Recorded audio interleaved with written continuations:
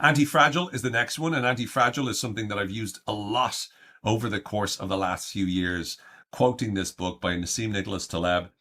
In it, Taleb's quite goes into detail and stuff like that. So he's written a number of different books, some really great ideas, talks about the black swan, for example, and has a lot of different ideas in this space. So very, very successful in the way in which he creates ideas that have an impact, a real impact from a big idea perspective. And in anti-fragile, the notion here is that something that's fragile breaks easily under stress. Something that's the opposite of that isn't resilience, but is anti-fragile. In other words, it gets stronger as a result of being exposed to stress. So examples would be your immune system, the muscles of your body. When you go to the gym, you expose them to adversity or stress, and as a result of that, they grow back bigger. They break down first, then they grow back bigger. The economy as well, whenever there's a problem with the economy, it actually makes the economy stronger.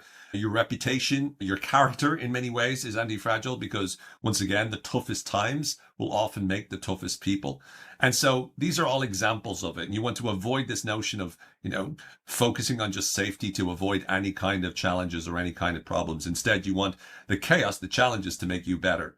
In many ways, when Ryan Holiday wrote the book, The Obstacle is the Way, which again is connected to Stoicism and that notion from Stoicism, well, anti-fragility is very much like the obstacle is the way. In other words, the challenges that we face actually make us better, actually make us stronger in the longer term. And so the key is for us to begin to start to ask ourselves, how can we start to leverage our challenges, leverage the toughest times we have, such that we can become stronger, we can become better, we can become more effective as well.